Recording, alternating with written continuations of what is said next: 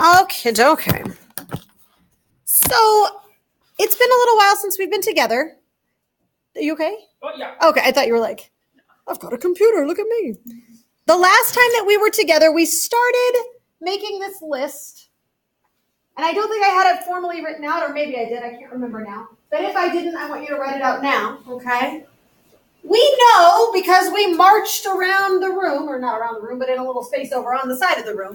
We know that when light enters a new medium, it bends, right? We are aware of that fully, okay?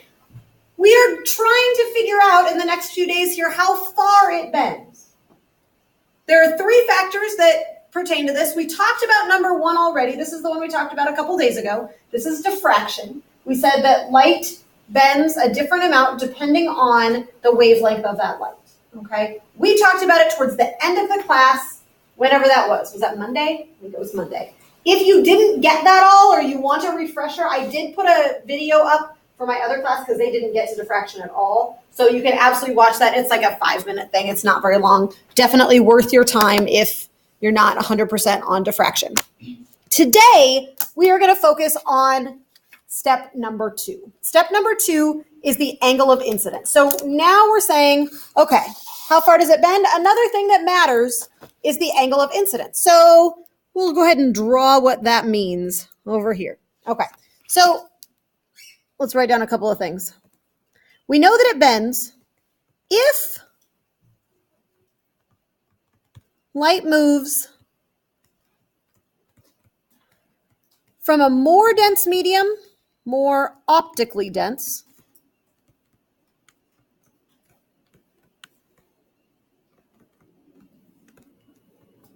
to a less optically dense medium.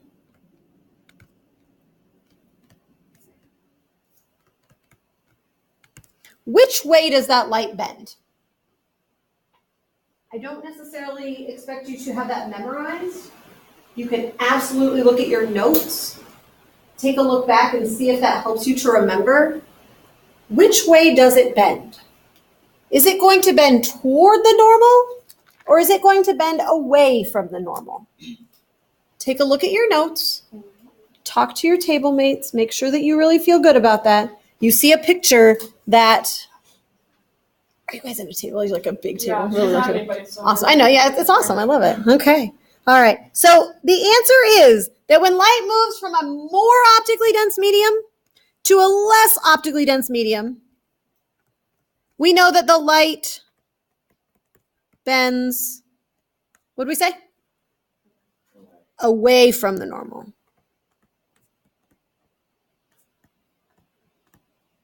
And again, we're not afraid of that word normal. It just means the perpendicular to the surface. Okay? So that's all well and good. I want to know now, though, how far it bends. So we didn't really do this experiment when we were out marching. So I just want you to kind of imagine this. We're going to draw a picture here. You're going to draw this with me. So I need a less optically dense and a more optically dense medium. So when we were doing our marching, we marched from what into what? Do you remember? Air into honey or honey into air. Okay, so I'm going to put the air up here. I'm going to put the honey down here. Okay, and we'll say that this one is more optically dense. And I keep saying this word optically dense, and I want to make sure that this makes sense to you. So you know what density is, right? You've been studying that. You did that in chemistry. You've probably talked about density a lot before. Density is the amount of stuff packed into a certain volume, right? The higher the density, the more stuff, the more atoms that are in that volume, okay? Optically dense is similar. It's not exactly the same, though. But for our purposes, you can think about it the same way. The thicker something is, or the more squished together they are, the more optically dense it is. So we're going to go ahead and draw a few lines. If you are a color person, if you like to have different colors to see different things, this would be a great time to have colors. And if you want to get colored pencils out, you're certainly welcome to do that. We're just going to take a look. And to be clear, I'm not talking about different colors of light. Just it's sometimes nice to have different colors to describe. So I'm going to have my light source here. And this first ray of light, I'm going to send in just like this. And this light source is going exactly perpendicular So right along the what? Right along the normal. And you did this, right? We had some marchers do this, moving from honey into air. Does the light bend when you go straight along the normal? Or no? It doesn't, right? It doesn't bend. Does the frequency of the light change? The frequency doesn't change, does it? So I'm just going to write that down just to remind ourselves.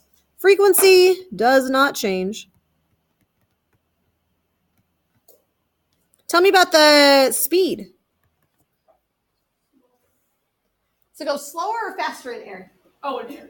It's going to go faster, right? Because air is less dense, so it's easier to get through. So it's going to go faster in air. And tell me about the wavelength. It's larger, yeah. This is just like a friendly reminder of the stuff that we've talked about before. This is going to be true no matter what angle we go at. I just wanted to, point that out to you. Now, here we go. We're going to just do some other angles. So this light source is just going to be aimed at an angle like this. So it's going to hit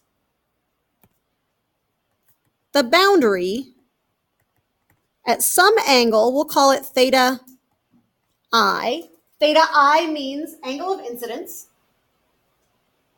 And you're telling me now that if the light comes in like this, which way is it going to bend? What did you just say?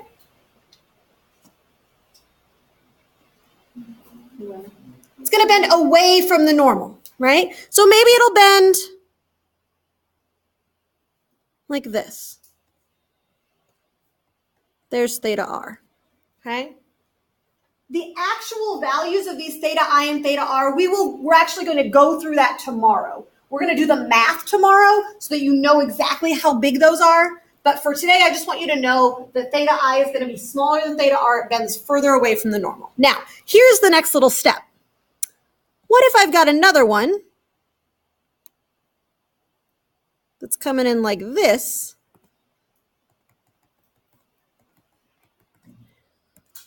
And I've got a new theta I. Tell me about theta R for this one, as compared to theta R for the green one that I have drawn up here. Is it going to be bigger or smaller than this theta R? Don't overthink it. What'd you say? Smaller? So it's going to be like this?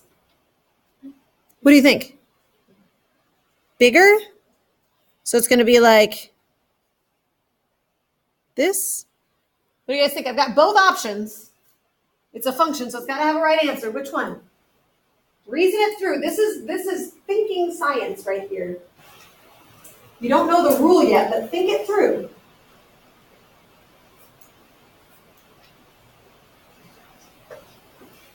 Is it going to be smaller than this theta R or bigger than this theta R? You all should be able to figure this out. I'm going to give you a minute to talk to your table mates. If you want to move over, you just want to yell across the room, you can. Whatever works. I want you to figure this out, though. I want you to feel confident in your answer. You all have the ability to do this. Okay, what is your answer, your solution? And not only what is it, but why? That's the thing that I always want to know, right? What did you guys agree with? What did you guys agree on back there, Matt? Larger. Sam, you're shaking your head? Yep. Yeah? Bigger? Okay. Now, this is the big part, right? Why? Why is it bigger? Because the angle incidence of that one is bigger than the first one. Mm-hmm. And it's still going into air, so it has to be going in. Sure. So this angle of incidence is bigger than this one, right? So the angle of incidence of the orange one is bigger than the green one.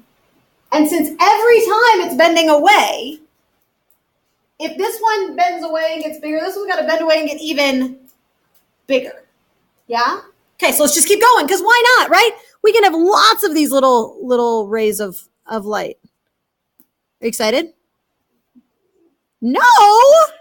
I think you mean yes. Losing space. Oh, we're almost done. We're almost done. Like down and up you're losing space or side to side? I feel like this is too much light for one light source. No. And it's, You know the lamp that we used for our things? It sent light out in all directions. 360, not just 4. it's more, I know, it's just a low one. You got this. Do you need a little ruler to No, help? it's fine. Okay. Thank you, though. You're welcome. All right, what's going to happen here, friends? Even bigger. What's going to happen? It's going to get even bigger. Holy bananas. Woo! It's so big. Yeah. All right. Now, Sam, you're going to get mad at me because I'm going to put one more in there. Are you ready? I know you can. I believe in you. Here it comes. Here it comes. Now, here's my question. This is where the real thinking happens. We're going to assume that boundary keeps going. Whoa, it is so big. All right, so here it comes. Now, here's my question for you, friends. What do you notice about the bending that happened in the blue one? What are we getting really, really close to? The line, like the medium line, right? So now this one's even bigger. What's going to happen to that light? As we get bigger and bigger and bigger, that's going to get closer and closer to this, right? And that's going to what? Disappear. I just was just saying that to joke, whatever it is. But it will. Now, there's going to be one angle of theta I where it does actually disappear. And by disappear, we don't mean it's gone forever because light is energy and energy can't just disappear. But the light's not going to come into the air anymore. It's going to go right along that boundary. And then if I get just a little bit bigger than that, what's going to happen to the light? If I get just a little bit bigger than that so that it wants to refract more than 90 degrees. Yeah, go for it. So if theta R is like really close to the middle line, I don't know what to call it. Yeah, the boundary line? Yes. Mhm. Does that mean it's less visible than it would be for like our first theta R? Or would it be? What do you mean less visible? Like we would be able to see it as well. Well, so we're actually gonna do this lab in a few days, okay? And what's gonna happen is you'll put a little screen, kind of like you did with the lens. You'll put a little screen in, so you'll be able to see it if you put the screen here, and if you put the screen here. You know what I'm saying? Like you'll be able to see it as long as your theta I gets it into the air. So here's the thing: after it disappears, like Ben was just saying, goes poof. If you get just a little bit bigger, then instead of, hey, what is this called, this process when the light goes into a new medium? What is that called that starts with an R? Refraction. If you get so big, if your angle of refraction is so big, so this is all refraction. If it gets so big that it can't refract anymore, where's that light going to go if it can't go in here? It's going to go back down into the original medium. And what is that called? It's not refraction. Reflection. Reflection is when a light or any other wave stays in the same medium. And now it's just going to follow the law of reflection, which we know and love, right? Like that. And here's theta R. Yeah. Is that why you can see a reflection in the water? What do you mean by that? I guess I'm not quite understanding your question. Like if you're like looking at the water, so like if like you're like looking at a lake from like just like looking at so it's like a lake. Yeah. If you stand over it, you can see a reflection. Yeah. So the reason you can see a reflection, not quite, and I will explain to you exactly why. So you can see a reflection in anything as long as it is a surface. Remember, specular or the specular surface. And so the lake is a specular surface for visible light, which is why you can see it. The reason I know that that's the right answer, and the key that I want to tell you, is that this process, this phenomenon, only happens when you go from a more optically dense medium to a less optically dense medium. Are you with me there? more optically dense to less optically dense. It's the only time that this happens. And this thing, this process that we see here, choo-choo, bing, choo-choo, where the light all stays inside that medium, it is called, it has a very fancy pants special name. It is called total internal reflection.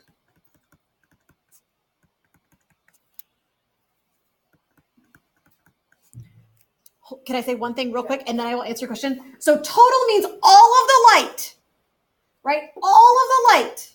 Internal means that it's going to stay inside and it's going to do so through reflection. So can I write one more thing down just so I don't forget to write it down? So total internal reflection only happens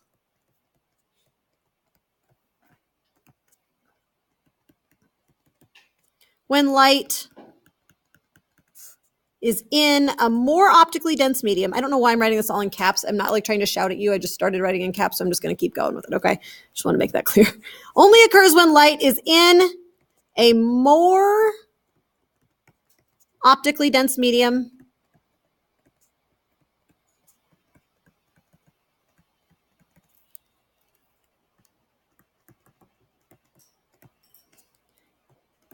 and hits boundary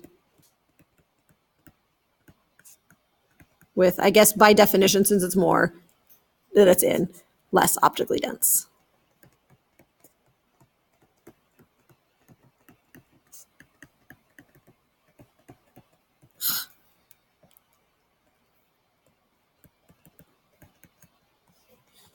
Yes, ma'am. So if we flip this and had like air on the bottom and honey at the top and having our light going into the honey, would it? So this wouldn't happen then?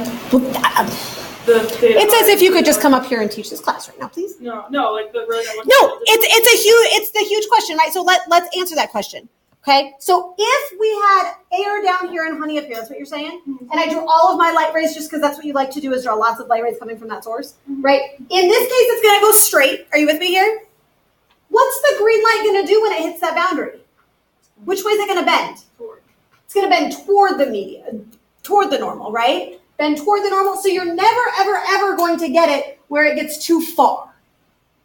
So the only reason this works is because when you get a bigger and bigger and bigger angle, there's an angle where the angle of refraction is too big. Does that make sense? You'll never, ever bend toward the normal and get over here. Will it ever like be exactly like on the normal line? Like, if it comes in straight, right? Just so like it'll never be like our second green line. It'll never get to the point where it's like comes in that and then hits like that normal line and goes straight up like that. It won't. It'll get closer and closer and closer. Yeah. And we're gonna do the math tomorrow to actually prove that. But yeah, it's just that. So on the green one, it's coming in at an angle theta I, and then it's gonna bend a little bit closer, and this will bend a little bit closer. This will bend a little bit. Does that make sense? So actually, it's not going to get. They're going to get further away, but still not. It's not going to get bigger. Yeah. Let's shake it. Yeah. Go ahead. All right. How are we doing, team? Are we okay? Okay. So total internal reflection is really cool. I think it's really, really interesting because you can do stuff with it. So we can actually capitalize on this process to do a lot of interesting things. So I've got a couple of demos to show you. The first one, have you guys ever heard of fiber optics before? Or fiber optic cabling before?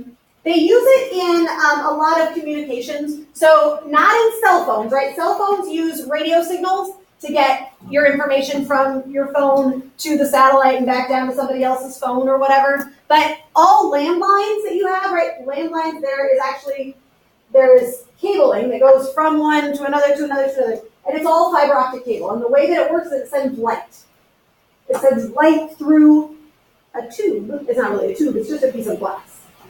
You have probably seen fiber optic cables in one of two occasions, not at all related to cell phones.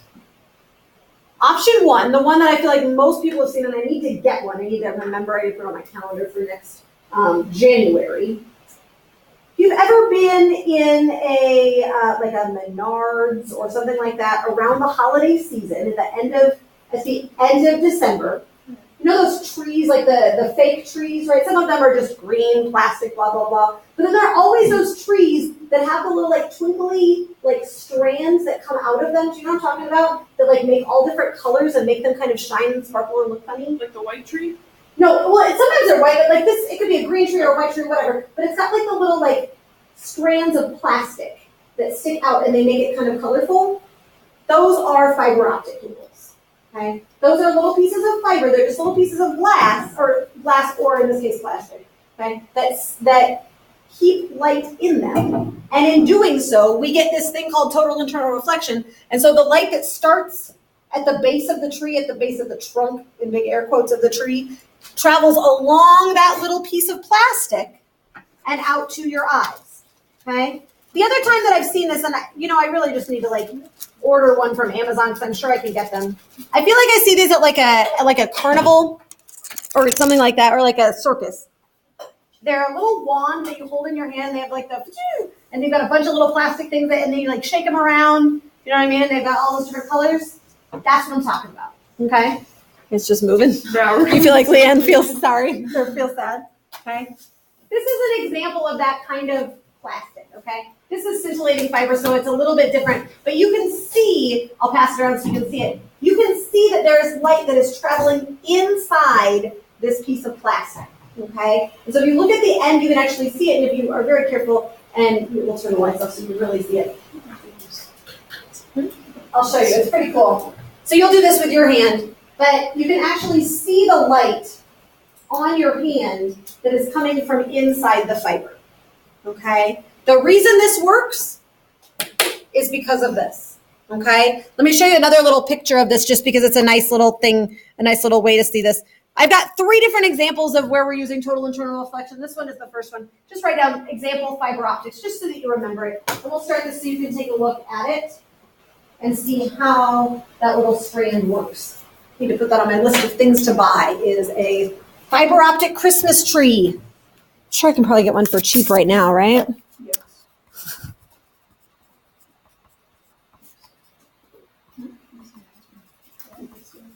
Yeah, if any of you have one at your house that like your parents are trying to get rid of or something like that, I mean, it's kind of one of those weird things, like you'll have one or you don't, you know what I mean?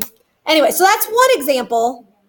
I've got another little demo that is a little bit more interesting, a little more impressive than that little piece of fiber. So I'll let you guys take a look at that as you go. I'm going to actually co-opt you for a minute, though, and go over to the table right behind Matt here so we can take a look at this other demo. You've got those 2 little quick examples. I'm going to show you one other little video of another example. This is another example of total internal reflection, a place that you can see this. This demo is pretty cute. Again, one of those things that I just need to get a moment to build, but we'll watch this guy do it until I have a chance. He looks pretty intense here with his lab. I'm going to turn the sound on so you can hear him talk.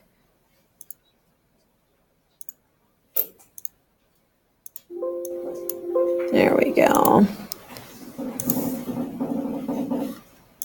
So I have a green laser. So he's got a green going laser. through this tube of water. And the tube's releasing the water at an angle. So just to be really clear about what's happening here, so he's just got a cylinder of water, right? So like I used to have one of these at my old school. I just haven't made one. I have a 2-liter bottle, okay? 2-liter bottle, you cut a hole in one side, okay? So that it's going to leak out the side. And then if you shine a laser through the tube of water, then the light, if it's lined up, then the light is going to leave. Now, if there wasn't water going out, then the light's just going to go straight through, right? Just like if I had a laser and I shone it through Josie's water bottle, right? The light's just going to go straight through. No, light is good. But because this water is more optically dense than the air, and because I'm hitting at an angle that is big enough, right? Remember, because the angle has to be big. If the angle's little, it's just going to bend out, and then there's nothing interesting, no total internal reflection that happens. But in this case, because the angle is big enough, then the light actually travels through the water as opposed to traveling straight across. So that's how they work, like water shows. There's Absolutely. Yes, that's exactly how they do it. Yeah. The index of refraction of air is less than the index of refraction of the water. So we've just been talking about optical So this density, but laser, tomorrow as we'll it's talk coming about that. through, it bends towards the surface. But the angle is such that it can't get out. So when it bends, it comes back in. And that's called total internal reflection. And you notice that the laser light is effectively trapped in the water and goes down. Now, of course, some of it's getting out. That's the only way we can see it, because our eyes need to have photons hit it in order to see it. So yeah, some of it's getting out, but you can see that it's trapped in there because we see it all along. Now check this out, as the angle increases, you get a few more getting out, and so it looks, well, quite frankly, it looks prettier. There you go.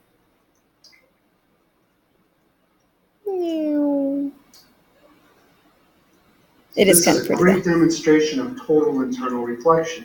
Okay, we're going to stop there because the other thing these shows is the same as the light pipe that we just already did. Okay. Questions so far?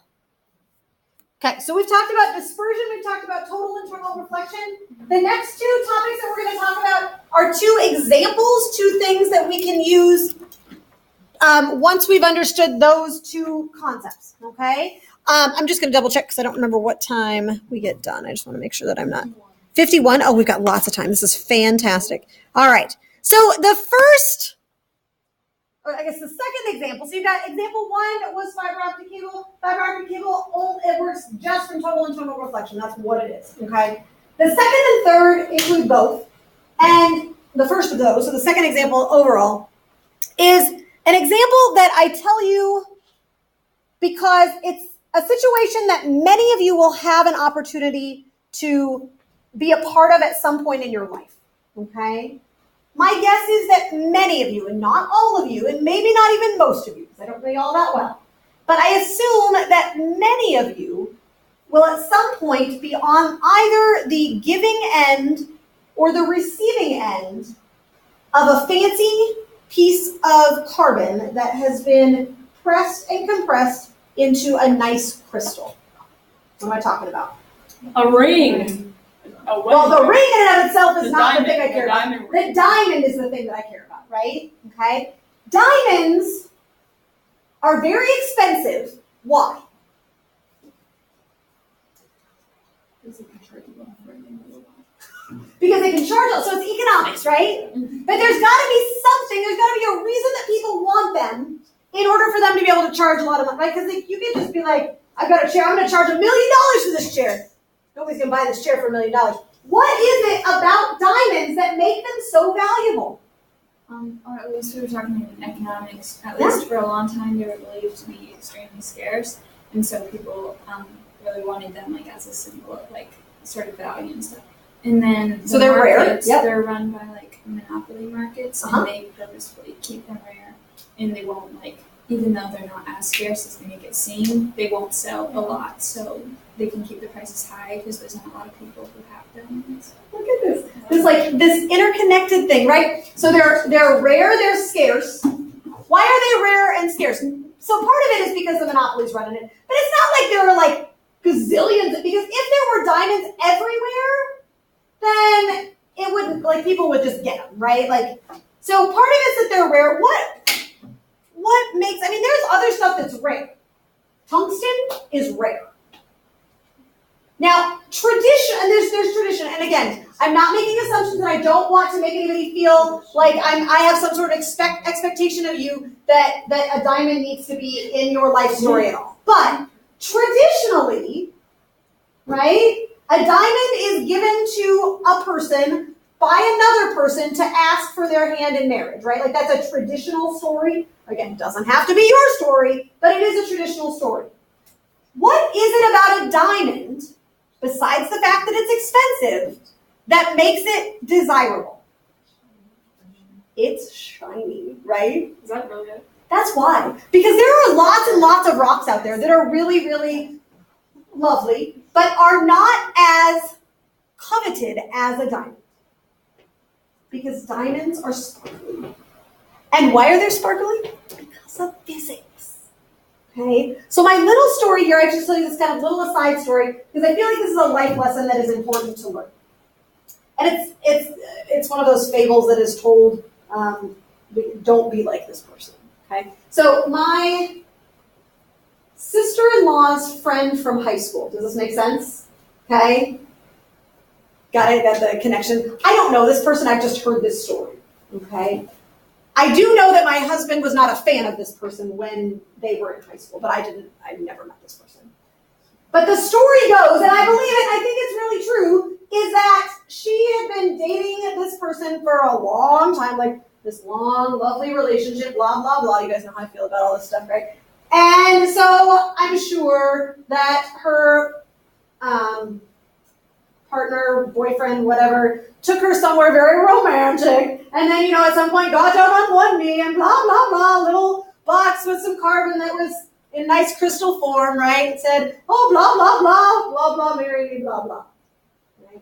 Now, part of the reason that my husband was not a huge fan of this person was because she was very materialistic, right? Very, very, very, did it up. They've been dating a long time, you guys, years and years. And apparently, the story goes that she looked at the ring. She said, it's not big enough.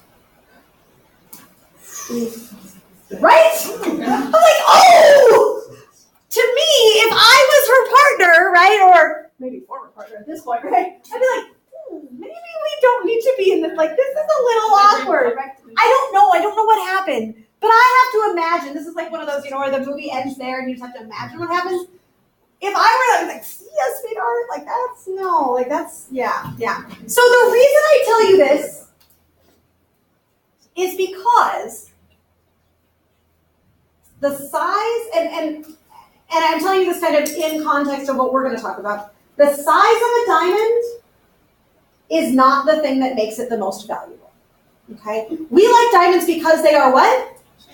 Shiny. They're sparkly. And so what does that mean? It means that it brings light in and it uses dispersion, breaking it up into the colors, and it uses total internal reflection, reflecting it back in order for us to see the sparkle, okay? Let me show you a picture. Okay? This is how a diamond works. This is why we like them. And by we, I'm not saying girls, I feel like that's a very sexist comment.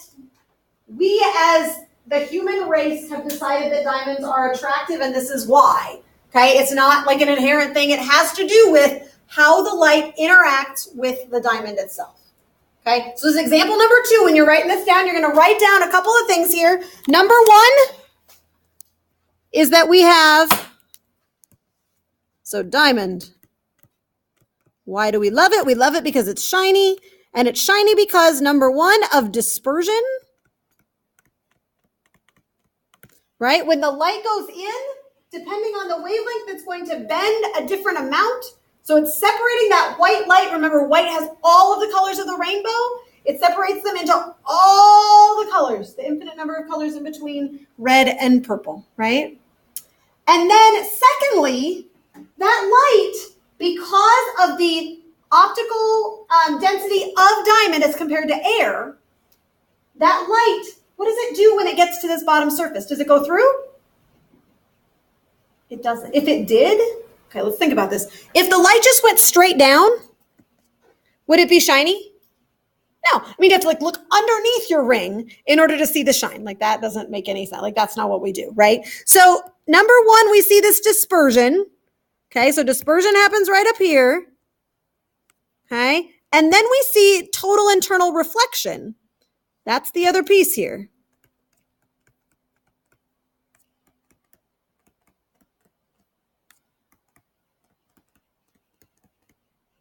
Okay, that is what brings the light back towards us. And as you can see here, it's not just one reflection, right? This red line goes in and then it bounces off. It follows the law of reflection, and then it bounces off again, and then it comes out this way. And not only does it do that, but when it comes out, if it's not coming out straight, then we get more dispersion, right? Okay, dispersion again is because the refraction happens at different amounts for different angles. That's how you get the shininess. That's how you get the sparkle, okay? So it has to do with the fact that it is diamond. It also has to do with the geometry of the cut. So I'm going to show you this. I realized I don't have this picture on your set, but I'm going to pull it over from here. Okay.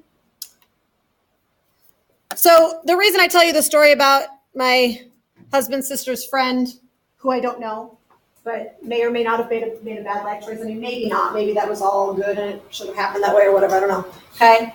Is that she insisted that she have a bigger ring, right? So here's the deal. If you go shopping for a diamond, I don't want you to look at this one because that's not really going to be what matters. The best and most expensive diamonds are ones that are cut in this ideal proportion.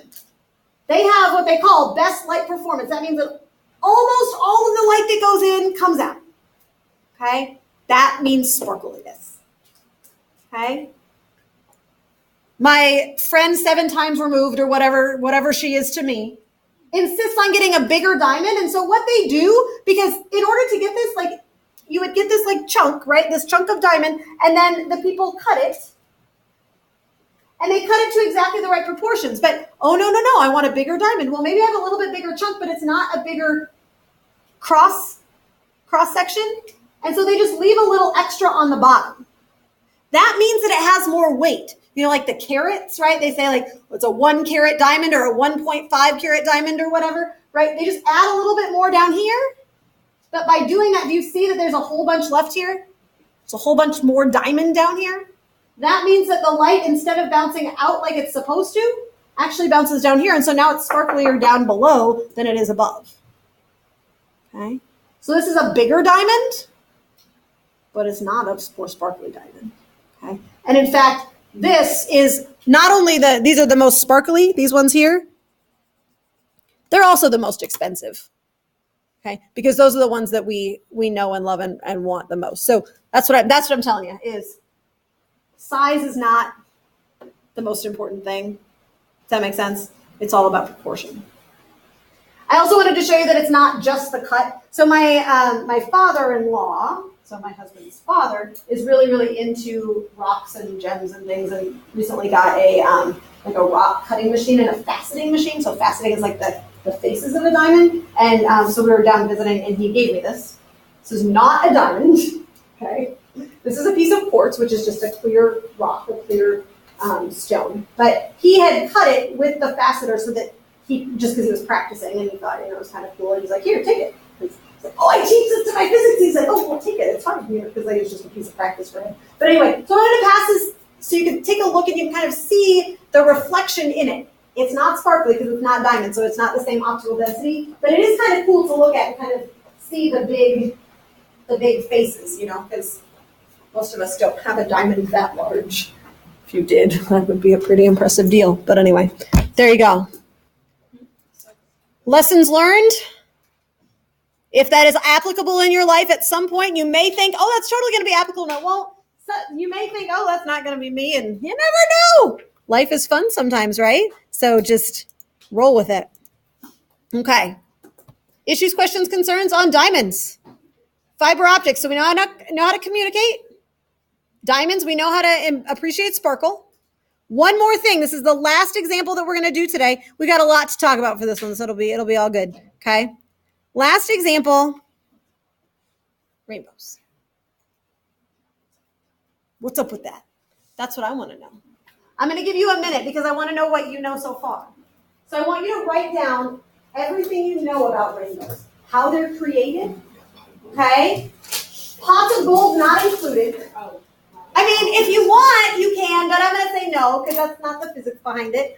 I want to know the physics of how rainbows work. I'm going to give you a couple minutes to write down what you know so that we can jump in from there. Okay?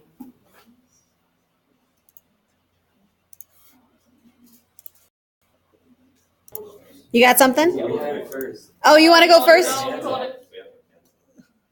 Mine's up high. We did say. Are you afraid because you don't have very many things on your list and you don't want somebody to take it over? Is that true? Yeah, pretty much. At least you're honest. Go ahead. You have to have water. Okay. Must have.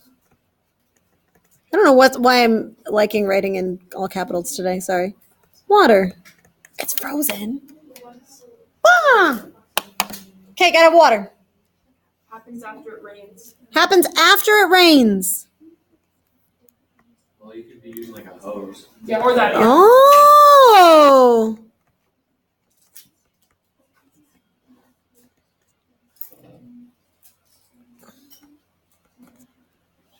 Yeah. They're like the ones that they're always in an arc. They're never like there's never like a straight line rainbow in the sky. Okay. That just means it continues under the earth around it. It's just a big circle. What's up? It is actually. Yeah, I thought it Really? Yeah. Well, there we go. There you go. It's just a big circle. I'm gonna be digging next time I see rainbows. Now, it doesn't quite work like that. But if you, we'll talk about how and why in just a minute. Yeah. What else do you know? Monse, what else did you guys write down? That you see all the colors, right?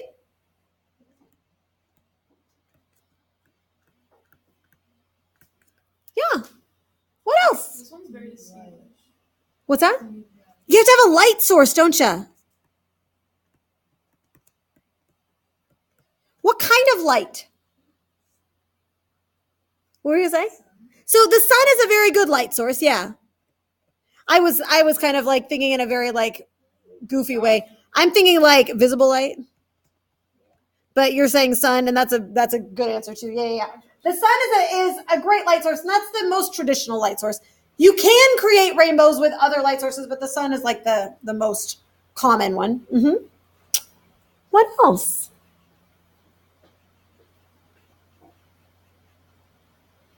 Do you know which way you look? So you need the sun, and you need let's do ones that are in the sky first, in the rain, and then we'll talk about a hose. Where do you look if you're looking? So it's a little bit rainy and it's sunny. Where do I look to see the rainbow? Straight up? No. Do I look toward the sun or away from the sun? I feel like you wouldn't look at a rainbow if it was right by the sun. Because when it hurt, like if you looked right at it, it's like, well, The picture is facing the way. It is. The picture is facing. Oh, so we're using the resources that we have. Yes, you do. Yes. yeah, that rainbow looks a little too fake for me. No, it's a real rainbow. This is real. It's so distinguished. It's so Yeah. red. I honestly did steal this, but I do have a picture. I'll pull it out of a rainbow that I saw. So, do you guys remember 2 falls ago when the eclipse happened? Yes. Do you remember? So I was working at ACT still at that point because you guys started school like that day or the day before or the day after or whatever. But I was still working at ACT, so my family and I went to Omaha or to Lincoln, Nebraska to see it because I was in the path of totality. It was like, oh my gosh, super cool. But anyway, so I had this like awesome astrophysics, day. And then on our way home, we were in Des Moines and it just rained. And then on our way home, we saw a double rainbow. It was like a, whoa, like your complete, like everything happened in one day. It was a beautiful thing. Yeah. So does like environment have anything to do with rainbows? Just because What do you like when we would go up to New Hampshire, we would see super vivid rainbows like Mhm. that, like all the time. Mhm. Rainbows. Yeah. Like here in Iowa, like, you're kind of lucky you just see like one rainbow. I don't know. That's a fantastic question. Ben may or may not have an answer, and then I'll address it either way. Go It ahead. would be because New Hampshire's coastal and there's more water vapor in the air. That's why. Yeah. Yeah. So if you go to Arizona, you're not going to see a lot of rainbows, right? Because it is so dry there that if you had any moisture in the air, whoop, it's gone, right? Whereas here, it's pretty humid, and so you'll see them in the summer. You would never see one in the winter, right? Yeah, because it's so dry. Whereas if you're in New Hampshire, especially like in the summer, right, you see them all the time because that's exactly right. Yeah. Okay, so let's talk about how these things work. There are 3 big physics principles that are in play here. We're going to take a look at a couple of pictures to see what's going on. Oops, I thought I had another one before that. Maybe I don't. I'll just show this one. There you go. So you don't have to draw this picture, but I want you to draw. I kind of do want you to draw the picture live. So maybe a half sheet. Doesn't have to be perfect though. Like your sun doesn't have to be cute like the sun. Just to draw a circle. So I'll show you what I would draw if I were you drawing the sun. I'm gonna draw a circle. Maybe you could label it sun. Then you'll know that it's a sun. Okay. The next thing that I want you to draw is a big circle for a raindrop. So all of these arrows and stuff you don't have to draw, but I just want you to draw some of this stuff. And just draw one of the raindrops for now. So ignore this bottom one. I thought I had a picture that just had the top one, but apparently I don't. I'm going to look and see if I can find one just to make your Little brain's a little happier with me. Mostly because Sam's face looked pretty upset when I put that out. Oh, So then I don't even know what I'm drawing. Like when I go back to my notes, I'm like, what even is this? I'm sorry, yo.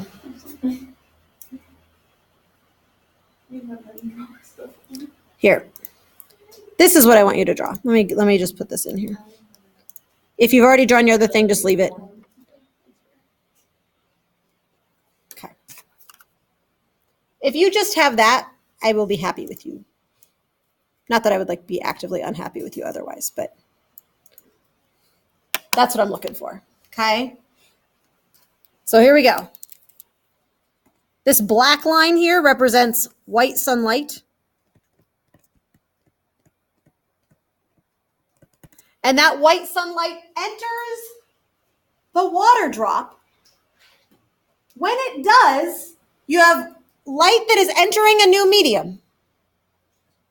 It's a medium that is more optically dense. What's going to happen? Starts with an R. It's going to refract, right?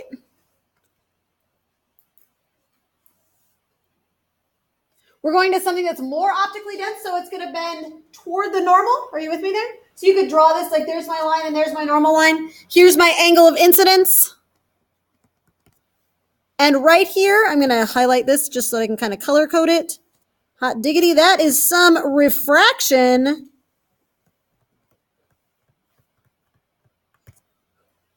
Okay. But we know that not all of the wavelengths of light refract at the same angle. What's that called? Starts with a D. Dispersion. So right here, this separation into multiple colors, that's our dispersion.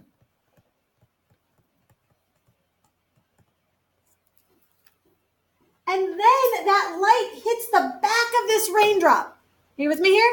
It hits the back of the raindrop, and it hits at an angle such that if it was going to try and get out, it would bend back in, which means that it experiences what right here? What do we call that? Total internal reflection. There is so much physics in a rainbow. We've got refraction, we've got dispersion, we've got total internal reflection. I would write this down if I were you.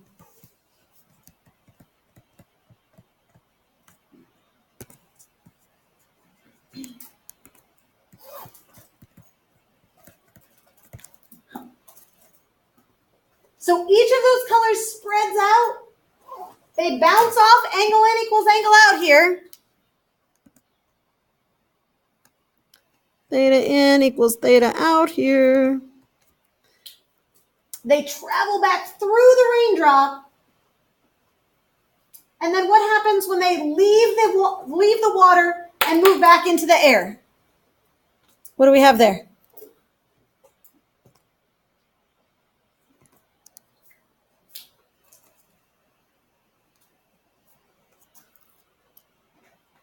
What's that called when you've got light that's going from water into air? What does it do? It starts with an R. Yeah. Refraction. And because different colors refract at different angles, you've also got, it's labeled, it's right there. Dispersion. Oh my gosh, you've got some dispersion too. That's how light interacts with the water drop. Okay? Pretty cool, right? Now, a couple of questions about this, because this is interesting and all fine and well and dandy. But if I'm standing here and I'm looking at this, what's on the top of my rainbow? Look at the picture. Purple. Go into any kindergarten classroom and ask the kids to draw a rainbow. What's going to be on the top? Red. Is it because all the kindergartners are messed up? Maybe not. Well, they might be a little goofy, but they aren't all wrong about what's on the top. You guys have seen rainbows before, right? Emma's seen lots of rainbows. She just admitted it. What's on the top of a rainbow? Red. But I'm showing you this picture and purple's on top. Not quite. Good guess though. Good guess though. How many water droplets does it take to make a rainbow? The rainbow that you see. Is it like that One. thing that, Like the lens? Is that what you're talking about? you know, that thing that we looked at where it was like upside down? And we looked at it. That's a good guess. Not quite. That's not quite what it is. Go. One what? One droplet. Hey, I have a question. This isn't drawn to scale. You guys agree with that? Yeah. So if I zoom this way out, whoa, there I am. And I'm not going to stand that close to a water droplet, right? I'm going to be standing way over here, so far away. And if I draw that purple ray, and I draw that red ray, are they both going to get to my eye? No, probably like none of them is going to get to my eye. Maybe like the green one. Are you with me there? In order to see a rainbow, you need lots of raindrops. You need lots of raindrops. And the reason that it works the way it does is because, I like this little guy. He looks really excited about looking at rainbows, right? There are two raindrops here. And from this raindrop way up here, he gets the red light. Are you with me? So he gets the bottom light from the top raindrop, and he gets the top light from the bottom raindrop, and that's how he sees the colors. That's how he sees the bands of color. Are you with me? And so there would be other raindrops in the middle that would give him the orange and the yellow and the green and the blue and the indigo, right? Yeah? So we got to write this down. I know that we're getting close, but we're not quite there. I want to write a couple of things down here so that we make sure that we know. Okay? First of all, each raindrop diffracts the colors, okay? And purple exits the drop on top. Red exits on the bottom. Okay.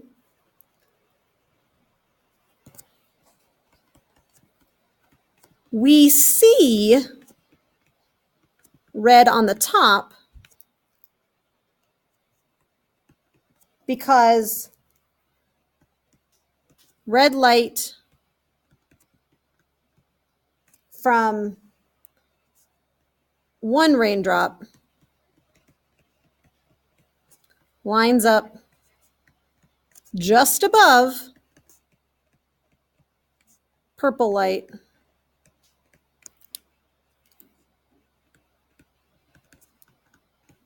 from another.